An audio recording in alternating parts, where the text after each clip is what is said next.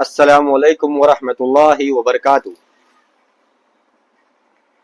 آئی plus T V کے channel پر ایک حنفی مقلد صاحب تھے، وہ مناظرے کے موڈ میں آئے تھے اور وہ عالم لگ رہے تھے۔ انہوں نے شیخ کفایت اللہ سنابلی حفظہ اللہ سے سوال کیا کہ آپ لوگ جو تقلید اور اتباع میں فرق کرتے ہو یہ کس بنیاد پر کرتے ہو؟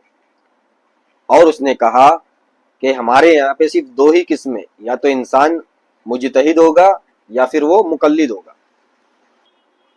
تو شیخ کفایت اللہ سنابلی حفظہ اللہ نے اس کم وقت کے اندر، جو اسٹریم کا جو لمیٹڈ وقت تھا، اس کے اندر اپنے انداز میں جتنا ہو سکا انہوں نے جواب دیا اس لمیٹڈ ٹائم کے اندر۔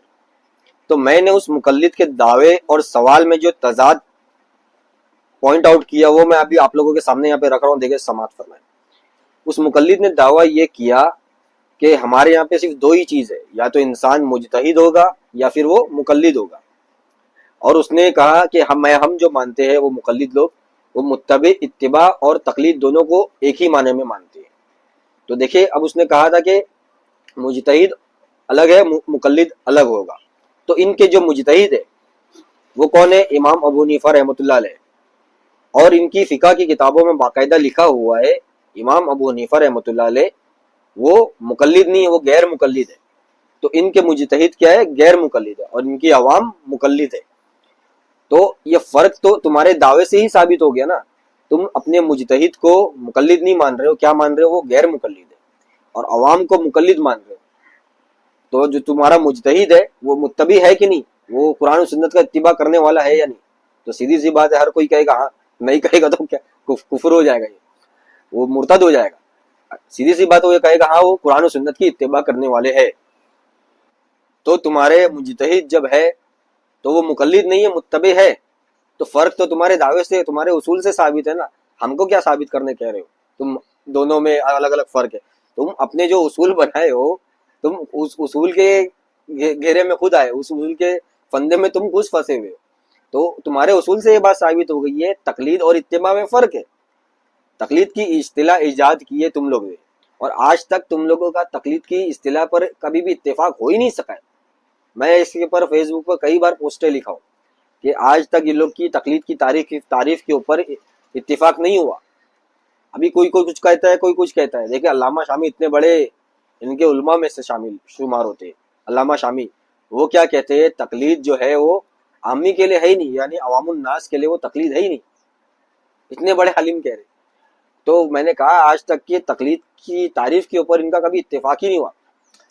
اور اگر جیسا کہ شیخ کفایت اللہ سنابلی حفظہ اللہ نے کہا بھی کہ اگر تم مانتے ہو دونوں ایک ہی چیز ہے تو چھوڑ دو تقلید کے لفظ کو نا، کیوں نہیں چھوڑ رہے؟ صحیح کہا انہوں نے، اگر دونوں ایک ہی چیز ہے تو سائڈ رکھ دو، یہ لفظ جو لفظ جھگڑے کا باعث بنا ہوا ہے امت میں، اس لفظ کو ہی ہٹا دو نا، جھگڑا ختم ہو جاتا۔ لیکن دونوں ان کے یہاں پہ دونوں الگ الگ چیز ہے، تبھی یہ لوگ نہیں چھوڑتے اس لفظ کو۔ صحیح کہا شیخ کفایت اللہ سنابلی نے۔ ابھی 2 دن 3 دن پہلے میں نے ایک فیس بک پر ایک مقلد کی پوسٹ دیکھا جس میں وہ شیخ ابو زید ضمیر حفظہ اللہ پہ اعتراض کر رہا تھا، ان کے بیان کو میں کانٹراڈکٹ بتا رہا تھا۔ شیخ کہہ رہے ایک جگہ پہ کہ پہلے لوگ کہتے تھے کہ دلیل مت مانگو، دلیل مت مانگو، وہ لوگ بھی آج مجبور ہو گئے اہل حدیث کی وجہ سے قرآن و حدیث سے دلیل دکھانے پہ۔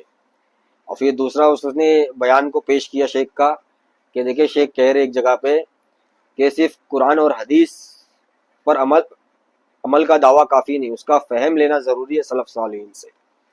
حالانکہ دونوں بیان الگ الگ ہیں اگر غور سے سمجھا جائے، لیکن اس نے کیا کیا؟ دیکھیں شیخ ایک طرف اعتراض کر رہے وہی موقف پہ، اور دوسری طرف وہی موقف کو صحیح بتا رہے، حالانکہ دونوں موقف الگ ہے۔ شیخ نے ایک جگہ پہ کہا کہ قرآن اور حدیث کی دلیل ہونا ضروری ہے،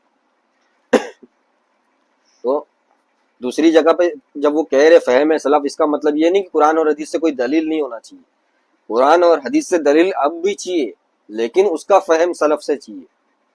تو دونوں جو بات ہے نا، دونوں الگ الگ ہے، لیکن اس نے کیا کیا؟ دونوں کو ایک بنا کے پیش کرنے کی کوشش کی۔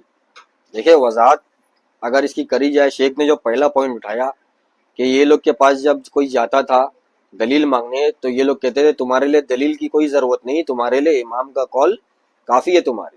تو شیخ نے پہلا پوائنٹ یہ اٹھایا تھا کہ تمہارے لیے تمہارے امام کا قول کافی ہے, تمہارے کو دلیل کی کوئی ضرورت نہیں. اور واقعی میں پہلے ایسا لوگ کہتے تھے, میں خود جانتا ہوں یہ بات کو. اور دوسرا جو شیخ کا جو پوائنٹ تھا وہ یہ تھا کہ قرآن اور حدیث کو اپنی عقل سے نہیں سمجھنا بلکہ سلف صالحین کے فہم سے سمجھنا. اب دونوں الگ الگ چیزیں, ایک میں دلیل کا ہی انکار کر دیا جا رہا ہے, دلیل کی ضرورت ہی نہیں ہے ہم کو, دلیل کی سرے سے ضرورت ہی نہیں تم کو, تمہارے امام کا قول کافی ہے. شیخ نے پہلا پوائنٹ یہ اٹھایا, آج وہ لوگ بھی دلیل دینے پہ مجبور ہو گئے اہل حدیث کی وجہ سے. اور دوسرا جو پوائنٹ تھا وہ یہ تھا شیخ کا, ابو زید ظفیر حفظہ اللہ کا, کہ قرآن اور حدیث کو ہم کو سلف صالحین کے فہم سے سمجھنا ہے. اب دونوں باتیں الگ الگ ہیں, لیکن اس نے مقلد جو حنبلی مقلد تھا فیس بک پہ, اس نے دونوں کو ایک بنا کے پیش کیا.